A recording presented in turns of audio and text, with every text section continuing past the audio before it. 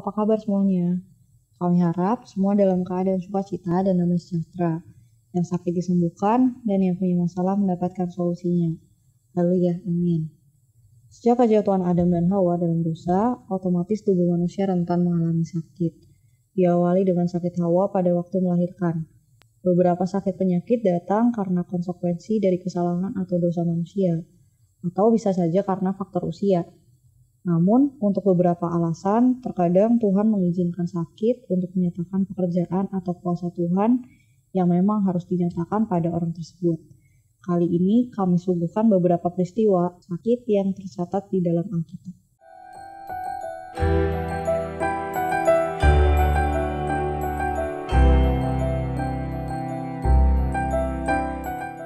Ke-8 adalah pendarahan. Pendarahan adalah kondisi di mana seseorang kehilangan darah.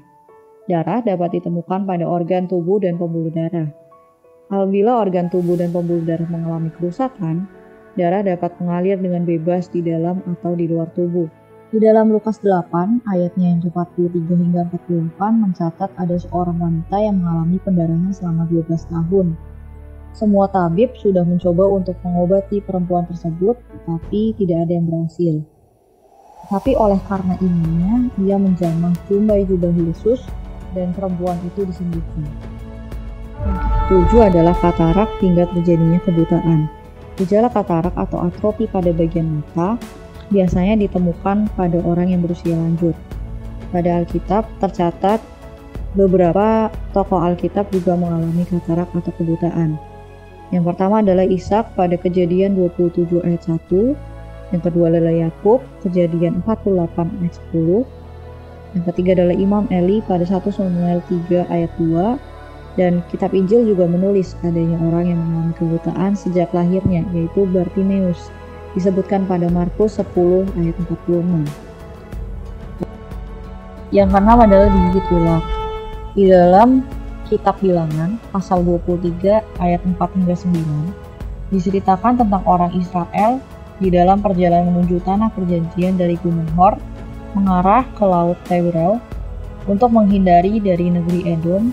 Terjadilah suatu peristiwa. Mereka mengeluh tentang sulitnya mendapatkan makanan yang enak selama perjalanan mereka. Dan karena itu, entah dari mana, datanglah ular-ular tedung atau kobra ke perkemahan mereka dan banyak yang terkena gigitannya hingga meninggal. Setelah orang Israel menyadari bahwa gigitan ular tedung atau kobra itu terjadi karena perbuatan mereka yang mengeluh itu, mereka pun langsung minta ampun kepada Tuhan melalui perantaraan Musa. Ini yang cukup unik.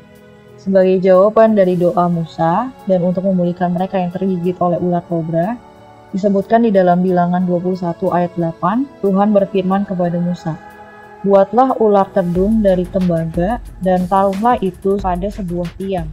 Maka setiap orang yang terpajut jika ia melihatnya akan tetap hidup." Yang kelima adalah penyakit lupus.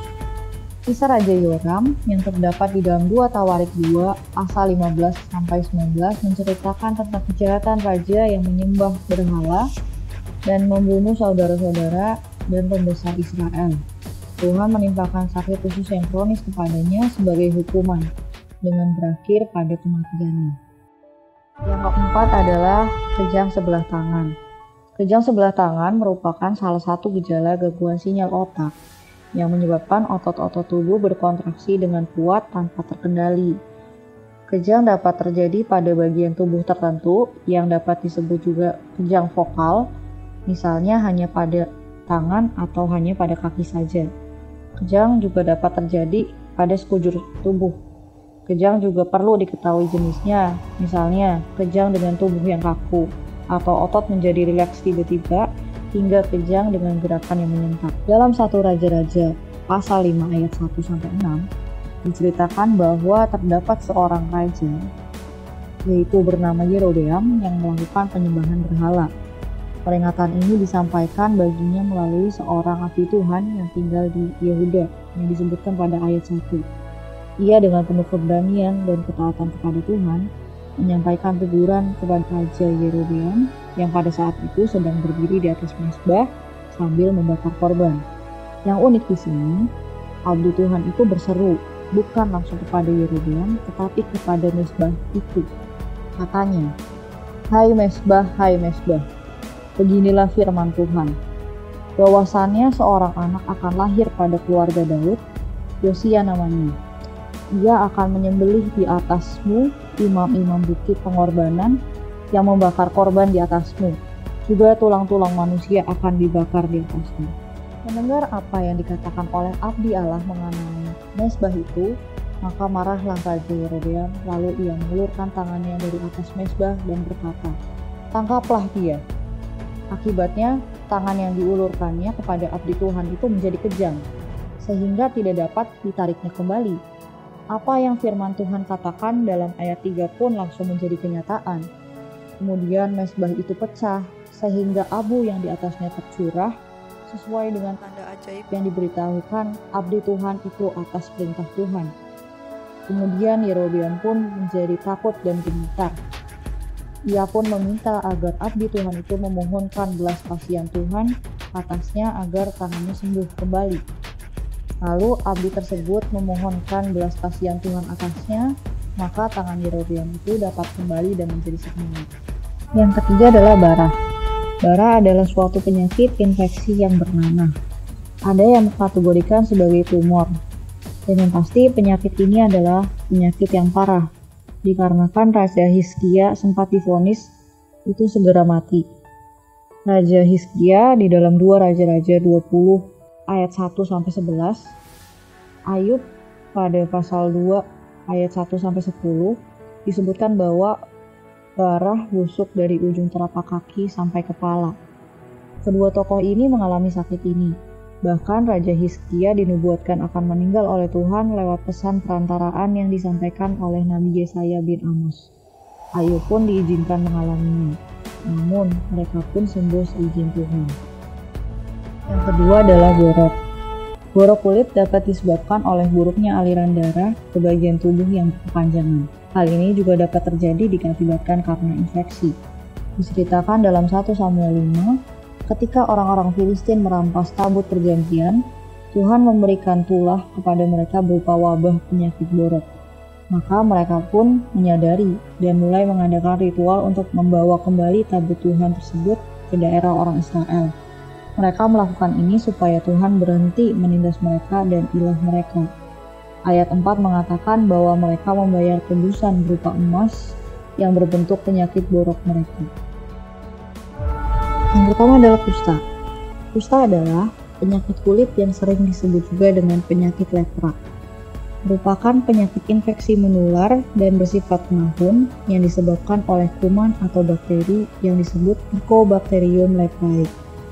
Penyakit ini menyerang kulit, saraf tepi, dan dapat juga menyerang jaringan tubuh lain kecuali sistem saraf pusat. Gejala utama yang khas terjadi pada kusta adalah adanya bercak yang disertai kurang atau hilangnya rasa, tidak gatal, dan tidak adanya rasa sakit. Bercak ini dapat berwarna keputihan seperti panu atau dapat berwarna kemerahan. Anggapan dan stigma negatif masyarakat yang mengakibatkan penderita kusta itu dikucilkan oleh lingkungan terjadi karena adanya kecacatan yang dialami oleh penderita yang tidak dapat mendapatkan pengobatan yang tepat, sehingga mengganggu produktivitas dan kehidupan sosialnya. Berbeda di era dahulu, kini di era masa kini, dengan melakukan pengobatan dan penanganan yang tepat, penyakit ini dapat disembuhkan dan dapat dihentikan penularannya. Tokoh yang tercatat di dalam Alkitab yang pernah mengalami penyakit lepra atau penyakit kusta adalah Naaman di dalam 2 Raja-Raja pasal 51 ayat 14, Raja Uzia di dalam 2 Tawarik pasal 26 ayat 21, Miriam saudara Musa di dalam Bilangan pasal 12 ayat yang 10. Bahkan, untuk menyatakan mujizat kepada Fir'aun, Musa juga diizinkan oleh Tuhan untuk mengalami penyakit lepra atau penyakit kusta yang terletak di tangannya beberapa waktu. Itu disebutkan pada Keluaran pasal 4 ayatnya yang ke-6. Orang-orang Israel di era Perjanjian Baru pun banyak yang mengalami. Tak sedikit pula mereka yang disembuhkan oleh Yesus. Demikian penyakit-penyakit yang tercatat di dalam Alkitab. Beberapa penyakit tersebut ada yang masih terjadi di sampai zaman sekarang. Namun ada yang masih misteri, baik dari jenis penyakitnya maupun teknik penyembuhannya. Namun yang pasti itu semua terjadi seizin dari Tuhan. Jika saat ini ada saudara yang sedang sakit, percayalah Tuhan bisa menyembuhkannya. Di dalam Yeremia 33 ayat 6 disebutkan bahwa sesungguhnya aku akan mendatangkan kepada mereka kesehatan dan kesembuhan, dan aku akan menyembuhkan mereka, dan akan menyingkapkan kepada mereka kesejahteraan dan keamanan yang berlimpah-limpah. Sampai jumpa di video selanjutnya. Shalom.